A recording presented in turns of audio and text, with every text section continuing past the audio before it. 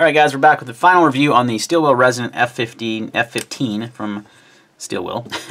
And we're going to do some cut tests today. We're going to take the knife apart, see how it kind of functions inside, and just kind of give you my final thoughts on this beauty.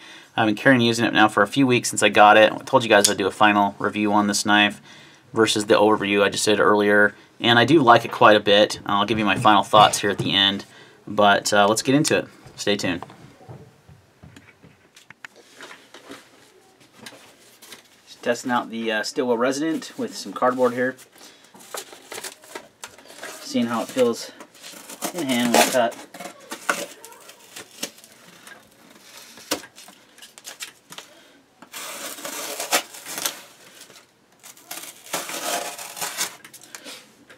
Yeah, thumb disc makes a nice spot for your thumb to rest while cutting. I like that quite a bit. This cardboard's kind of buckling a little bit. I've got some tape on there. I'm trying to avoid that, if at all possible. Yeah, it feels good in the hand when you cut. There's no hot spots. The one thing I will say, if it looks like it's having trouble going through this cardboard, this is some pretty thick stuff, but it's mostly because the factory edge on this knife is pretty poor out of the box, and that's what we're using here is the factory edge. It's sharpen it, but I feel like that's not really conducive to this test. We're not doing an edge retention or anything. We're just testing how the knife feels out of the box from how you get it. That's the sharpening it and stuff. I'm sure I could make this plenty sharp. It's just D2 steel, so it's nothing crazy to work with, and I could, it would kind of skew the testing a little bit. So I went with the factory edge, and it's, it could be better. Honestly, I've stropped a little bit. I've tried to touch it up on my Sharpmaker fine stones, ultra fine stones, and I just can't get it where I want it without actually, I think, reprofiling the blade. It's just not, for some reason, not a great factory edge. It's pretty thin behind the edge. It's 0.029. Yeah, so it's not terribly thick or anything behind the edge either. It's got a pretty slim blade. The blade stock's nice and slim. I don't know the exact. Well, let's go over the exact measurement right here. But I wanted to just do some cutting just to see how it felt. Blade thickness is 0.09, so 0.0935 is your blade thickness. So it's not, way thick. It's under an inch thick. So it should be a pretty good slicer. I'm attributing most of this. Now that it's not, it's going through this cardboard just fine. We'll do some other materials too, maybe some paracord, and maybe, I don't have any fibrous rope, which I know will definitely dull the edge. But I just want to get a feel in hand, and it's very, very comfortable and very, it's not going to fatigue. There's no hot spots while you cut, so nothing to worry about there. Got this awesome stuff from Hanger 51. Their new, it's called Fog H77A. I'm going to do a review on this, but it is a fat wood that they've kind of manufactured, and just going to do some shavings on this. I'm going to make a little pile here so we can capture all the shavings. See how it does on some wood here. I'm not really trying to feather stick or anything, so just...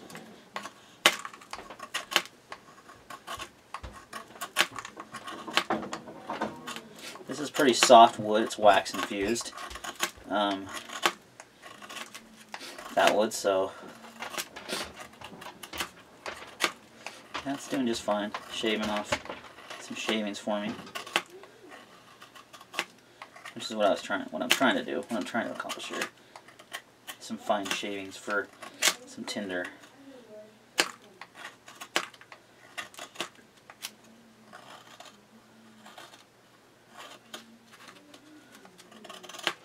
Notice I changed my grip up a little bit. I'm not using the thumb disc when I'm doing carving things. I'm just...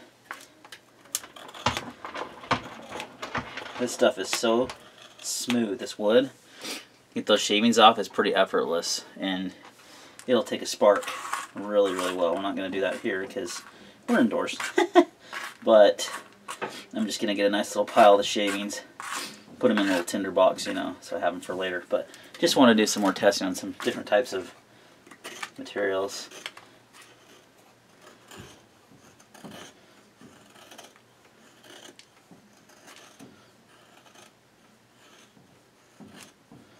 Nice and comfortable in the hand.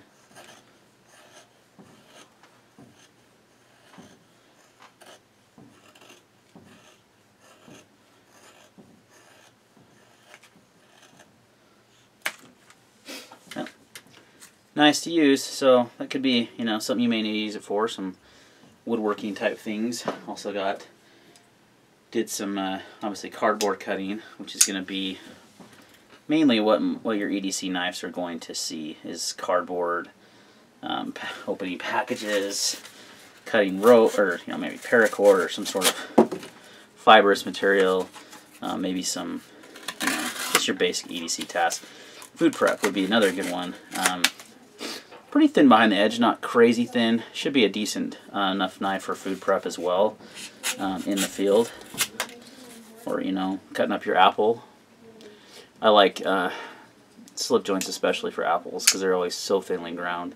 So this one's okay. It's not, you know, it's not very thick behind the edge, but it's also not the thinnest. It's kind of a medium, so it'll have some good toughness, but I would like it a little thinner behind the edge myself. So overall, very comfortable knife to use and to carry. Yeah, no qualms there at all.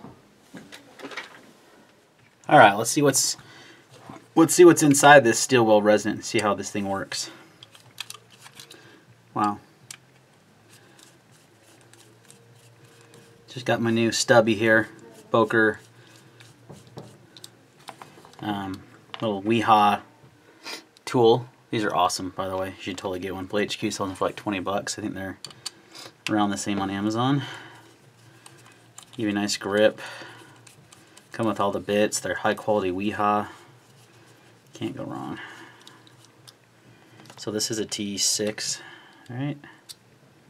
Yep, T6 I'm using here on the handle screws, which is pretty much industry standard for handle screws for knives.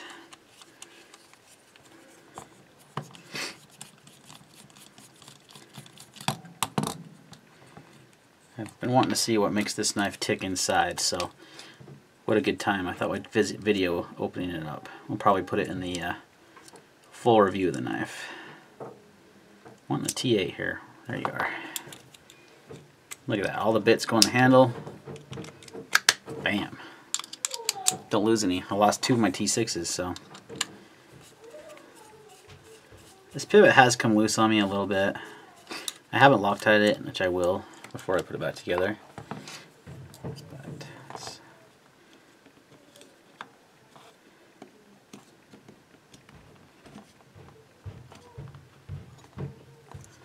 get that blade out of there. There you go. It is like I thought. Wow, that's weird. Alright, let's last stand up speed. There we go.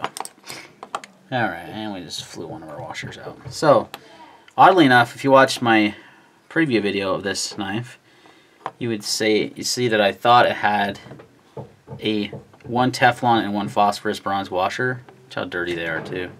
And I was right. That's super weird. Why wouldn't they just do both phosphorus on both sides? That is super strange, if you ask me. I wonder what their reasoning behind that would be. I would rather see phosphorus bronze on both sides.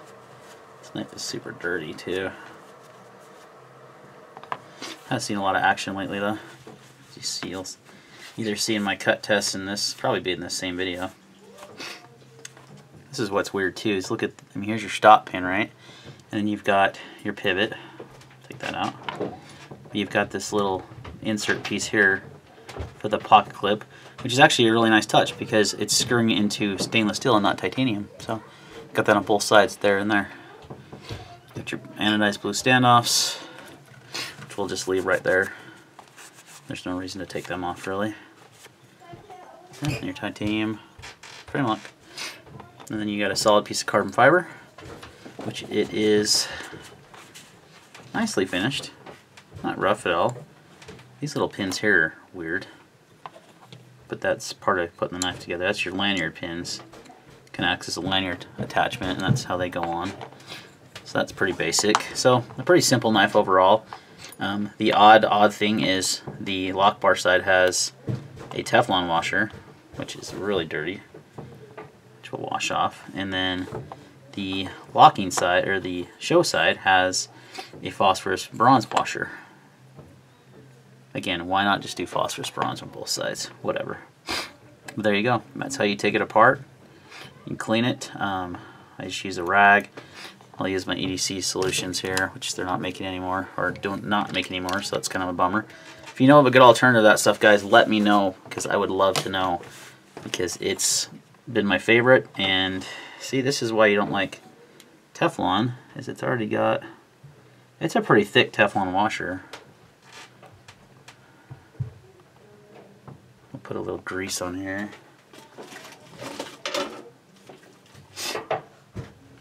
If you're going to use grease, this is the best stuff in my opinion.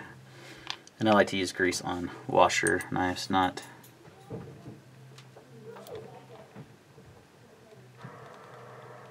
Is this all out? Oh, that one even hasn't been open yet. You got to cut that top off. I thought I had one that was open already. Oop. And we do. Oh, that should be probably edited out, but hey, let's just leave it in there for fun. You guys can laugh at me. Oh, see, this stuff is pretty liquidized. Why is it? It's usually pretty thick. Must be really old. Just gotta shake it up a little bit.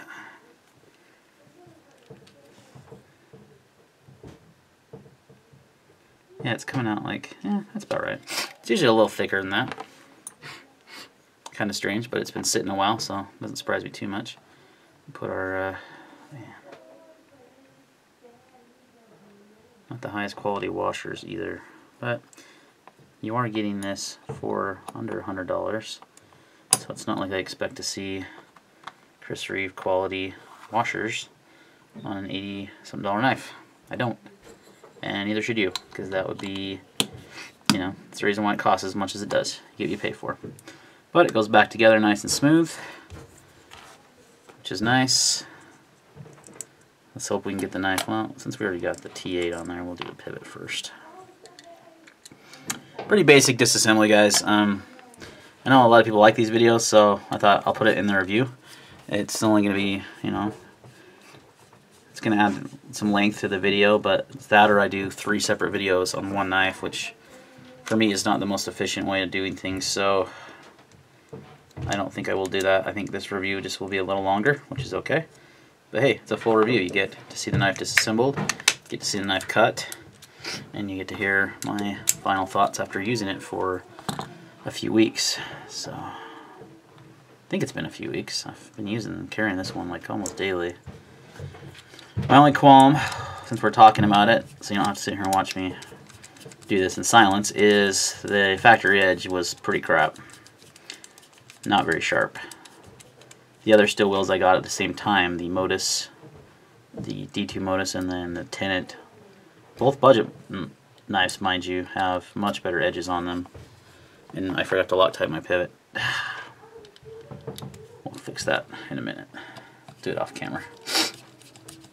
You don't have to have the knife completely apart to do that. So I don't usually Loctite my handle screws. I don't know if you guys do or not, but not something I normally would do. These bits on this Wiha Boker tool here are magnetic, which is awesome. Let's get that little. Let's see here. Oh yeah, nicely centered again. Nice and smooth.